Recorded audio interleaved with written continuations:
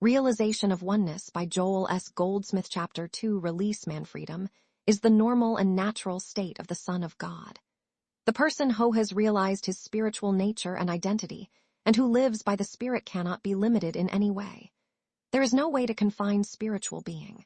On the other hand, a human being can never escape slavery, because slavery is the natural state of the human being. A human being is destined to be in slavery throughout all his days. He can never know freedom. Therefore, the only hope a human being has is to rise out of his humanhood. The dignity of the individual demands freedom. Freedom from political and religious domination, wage domination, from every form of domination, including the most enslaving of all, the domination of the body. Even those who have achieved a measure of freedom from all other forms of slavery finally must acknowledge that they are slaves of the body. They live within its confines, and the body is a hard taskmaster. The body tells us when it is healthy and when it is sick. It tells us how much walking we can do and how much running. It tells us how many hours a day we can work. We seem to have no control over the body. It has control over us. We obey its mandates and are limited by its demands. This is not natural. This is not normal, and this is not the birthright of man. This condition has been imposed upon the human race that lives in ignorance of the principles that will make it free. Freedom, however, does not come by fighting evil. It does not come by overpowering error, nor does it come by appealing to some unknown god to come down out of the sky to rescue us from our vile prisons. It does not come through warfare of any name or nature.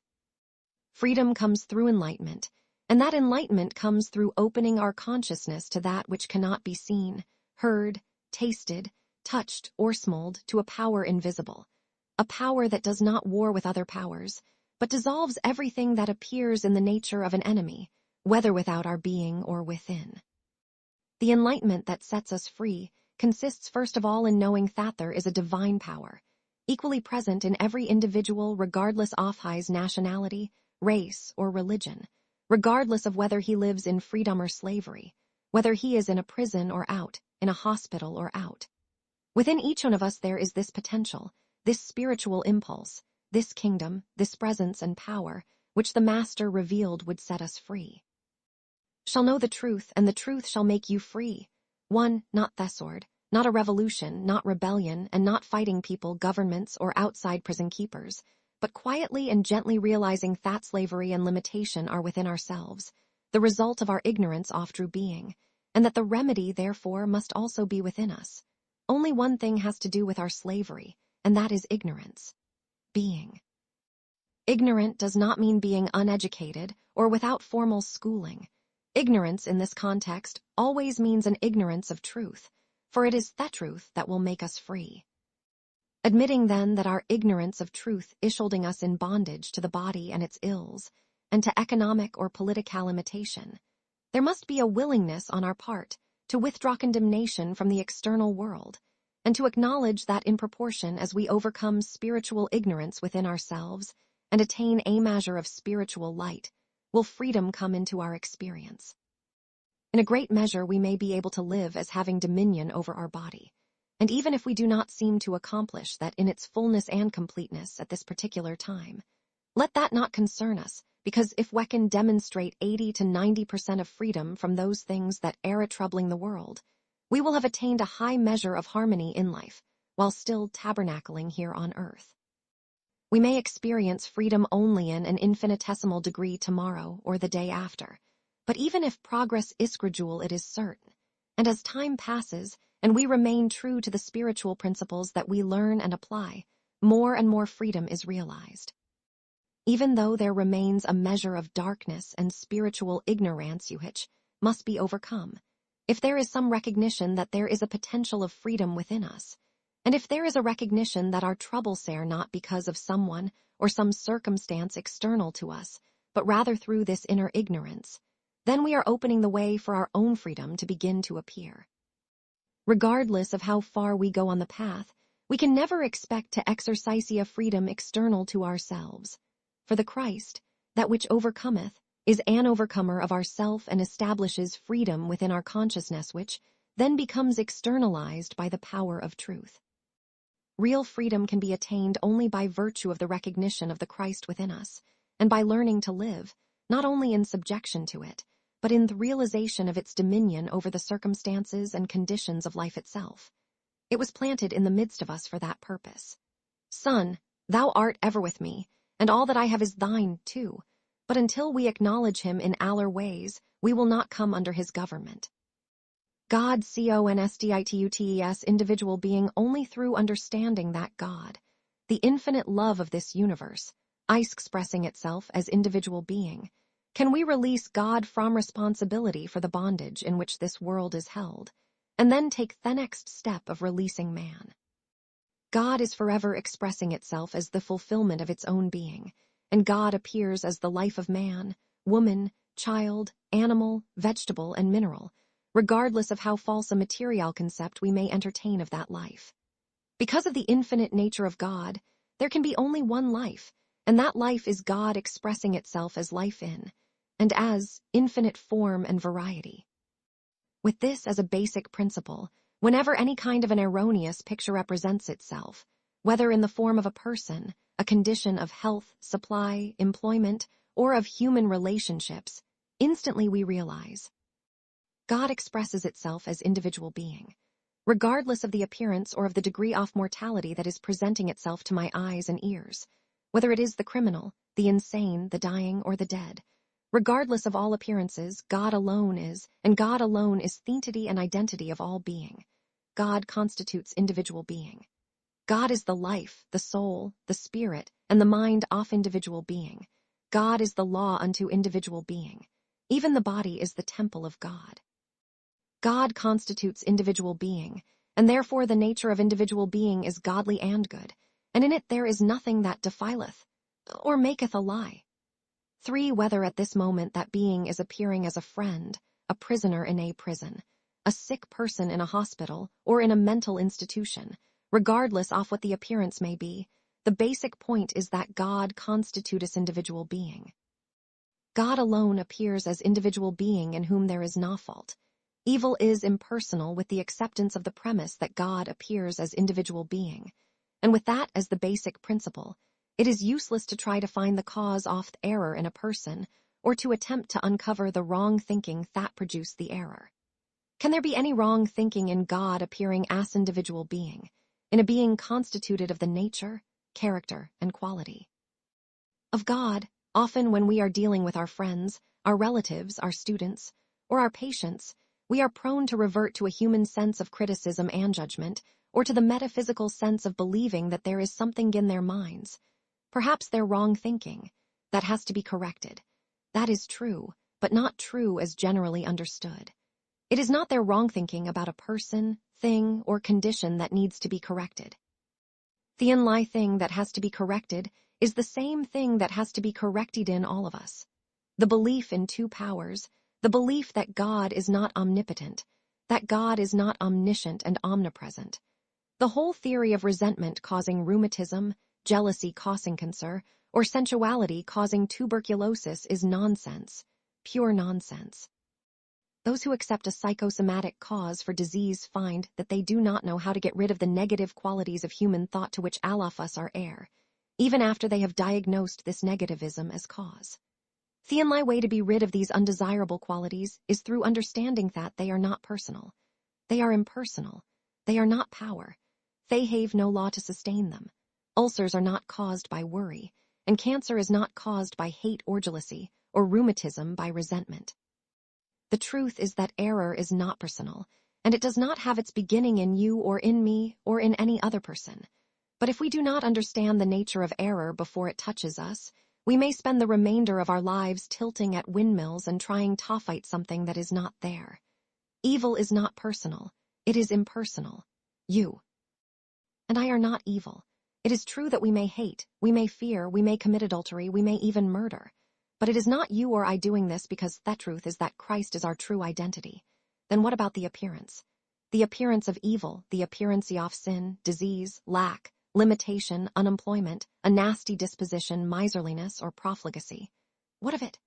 It is impersonal, and the very moment that we understand and declare it to be impersonal, we begin to separate it from ourselves.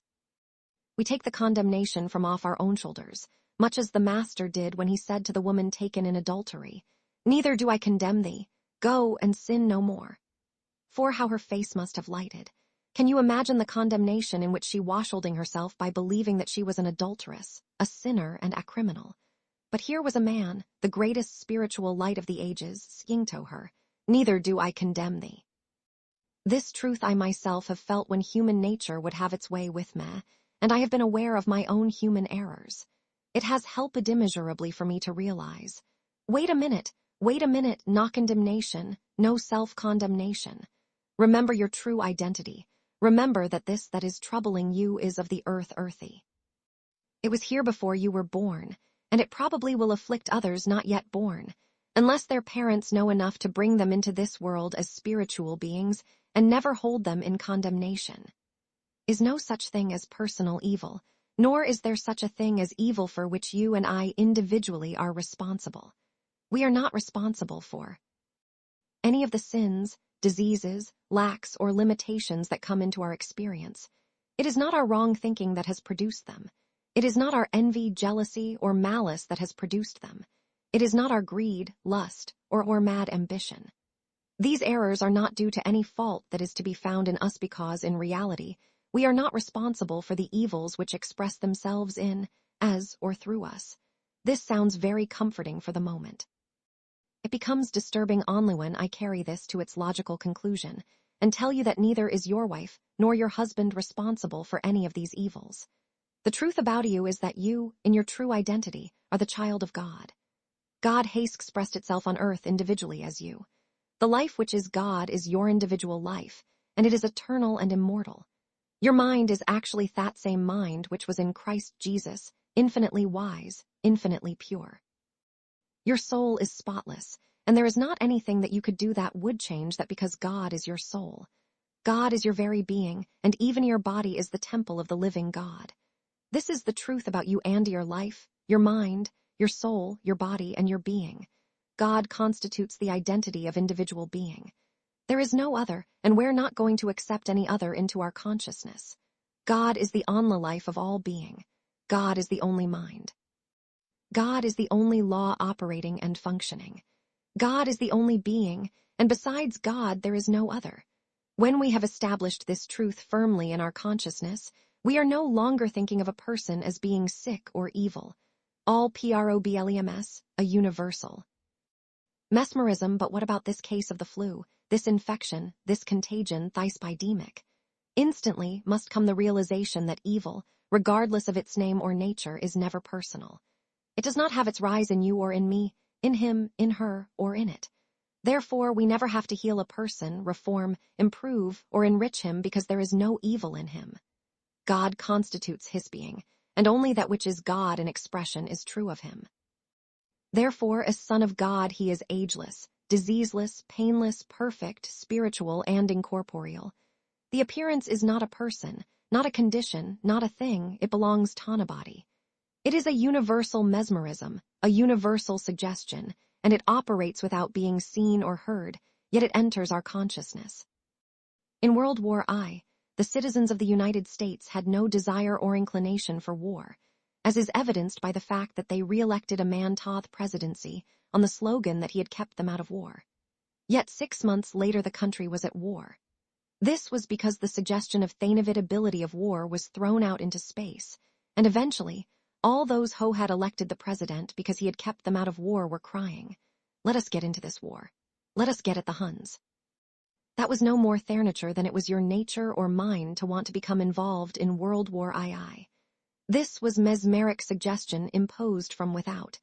It is in this same way that every bit of evil of which we are a part has first been implanted in us, and much of it in such a way that we are unaware of it. Some of it, of course, is suggested to us. Many movies and some stay. Productions appeal directly to our senses and bring forth a sensual response. But this same response could be produced without our being consciously aware of it, and we might not understand why it was that we experienced some emotion quite foreign to us, even though we can be assured that it must have existed somewhere in consciousness. Fear, too, enters a person's world in the morning, and he wonders why He should be afraid when there is apparently no particular reason for it. Thizzle-so is a mesmeric activity or suggestion, which comes into his consciousness without his ever really being aware of it. Illness, sin, and false appetites are projected in much the same way, not consciously by anybody, but through this mesmeric influence of the belief in two powers, good and evil. Becoming free of universal suggestion, the metaphysician and student of spiritual wisdom, however, have a way off keeping themselves free from such influences in their lives. They separate themselves from becoming statistics, those who come under the law of averages or are affected by these seen and unseen influences, and instead of blaming some person or circumstance for the discords of life, they have learned to impersonalize and realize that all evil has its source in the belief in two powers, and that it has no power of projection, because it is not God-ordained or God-sustained. Despite our desire to spare our families and our children difficult experiences, we cannot, because this truth has to be accepted in individual consciousness. To some extent, we can do this for a person for a time, but eventually the person himself, through an activity of truth in his consciousness, must separate himself from sin, disease, death, lack, limitation, or the effects of wars and depressions. He must free himself, and he must do it consciously by realizing, I and my Father are one. 5. And all that the Father has is mine. Therefore, all that emanates from God expresses itself in my experience. That which is not of God, the impersonable, is not maintained or sustained by God and has no person in, on, as, or through whom to operate. Thus he frees himself. This is a universal principle, but those who are not open, receptive, and responsive to it do not benefit from it. It is for this reason that this principle is most effective in our own experience, and often in that of those who are close to us. Teachers of spiritual wisdom also become a law of harmony taught their students, but this may not continue if their students become leaner sand, expect the teacher to keep them out of trouble forever. We cannot separate ourselves from sin, sinful desires, false appetites, or accidents except through a conscious activity of our own consciousness. And this activity must be a specific one. I am under the spiritual law of God, not material or mental laws. I am not subject to such laws because in my alignment with spiritual entity, only spiritual law can act in me, on me, and through me, arm of flesh. This whole principle of the nothingness of temporal power and material lawies, exemplified by the response of Hezekiah when his people came to him beset by fear, because the enemy was about to attack them and they were outnumbered greatly. With him is an arm of flesh, but with us is the Lord our God to help us. He did not deny that the enemy had men, equipment, and weapons. He merely said that they had temporal weapons, temporal arms, an arm of flesh. Today we have discovered that all the evils of the world represent the arm of flesh, or temporal power, which in the presence of God is not power.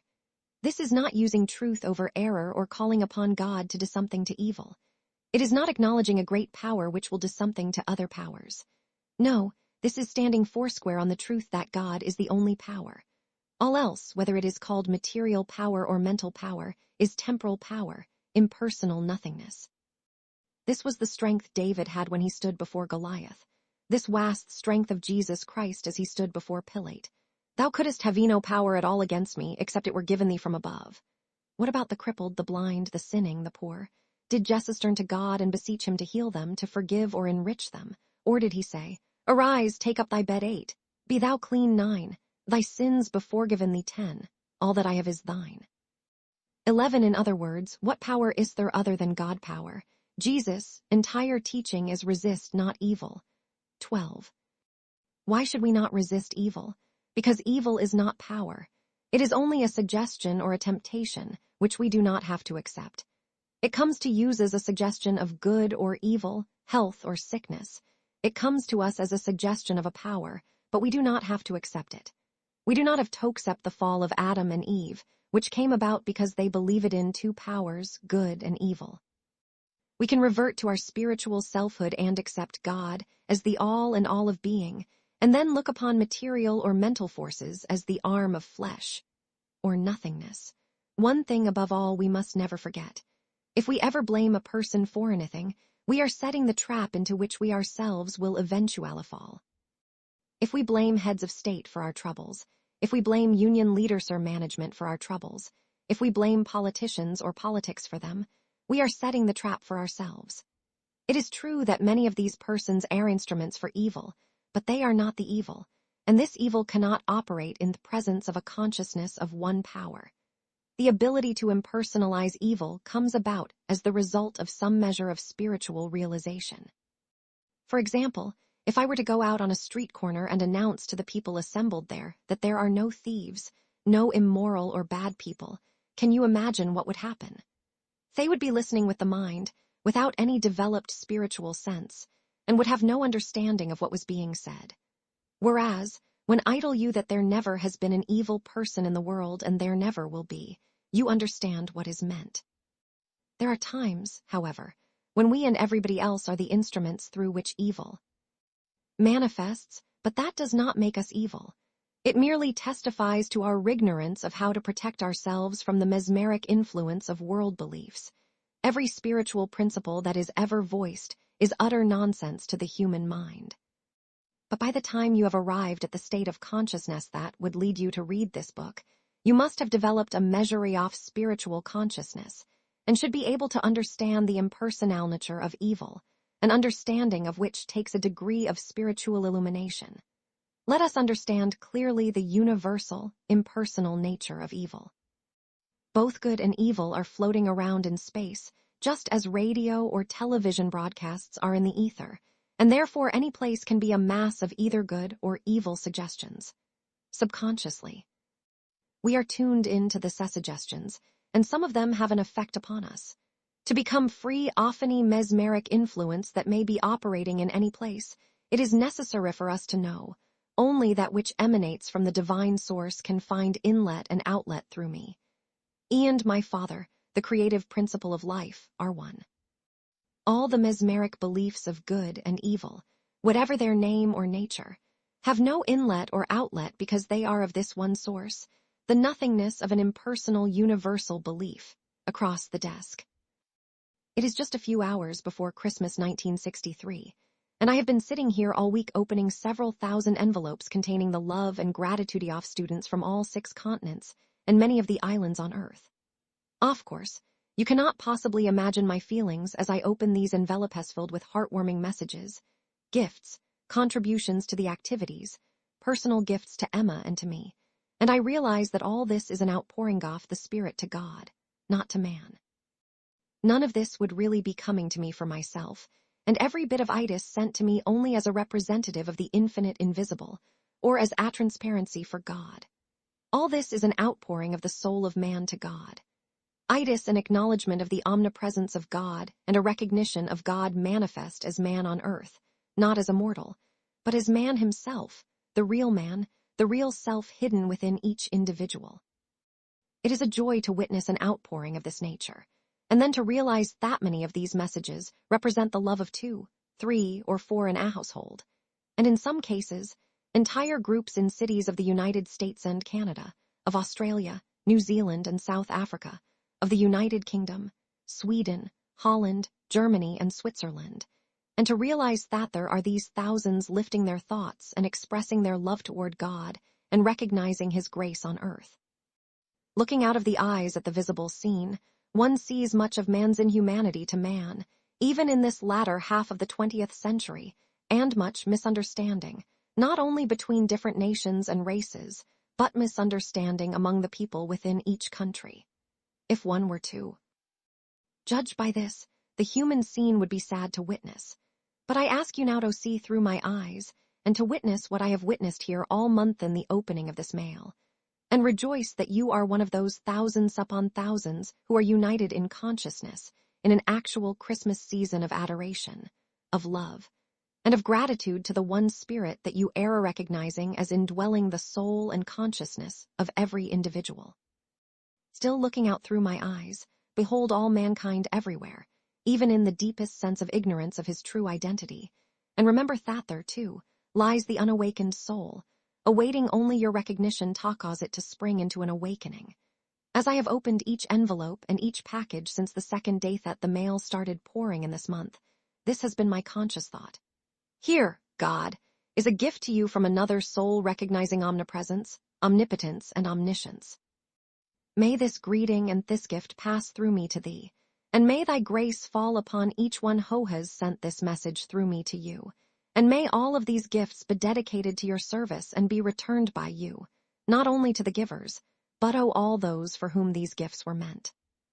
In this way, I have given recognition to the fact that in thanking, honoring, and in greeting me, Yah were actually doing all this unto God through me, and be assured that I have let your gifts and your greetings flow through me to the throne of God, there to be blessed and returned to earth. May I give you this gift this year. With every gift or contribution that you make to any spiritual activity, and with every dollar that you spend for spiritual or philanthropic purposes, will you please remember that you are giving your gift to God through those individuals who will seeming benefit. In Freemasonry, one of the major activities is benevolence in different forms. There are medical bodies which they sponsor, devoting their lives to research to overcome the universal belief of old age. There are hospitals for crippled children open to children of any race or religion whose family cannot afford to pay for such help. There are homes for the aged, and there is relief for widows or orphans, and many other activities of a philanthropic nature. All these are for the purpose of teaching members of the fraternity joy and the blessings of giving and sharing. To me, it has always been clear that this is not so much for the benefit of the poor as it is a benefit, a blessing, and a lesson to those who give, revealing to those who have eyes, and those who have ears, that the giving is always in conformity with the Master's teaching as given in Matthew. Inasmuch as ye have done it unto one of the least of these my brethren, ye have done it unto me. 13. And in the same way, never forget that, inasmuch as ye did it not to one of the least of these, you did it not to me. 14. Let my gift to you be the remembrance that in giving to any spiritual or philanthropic cause, you must at all times remember that you are giving unto God through man.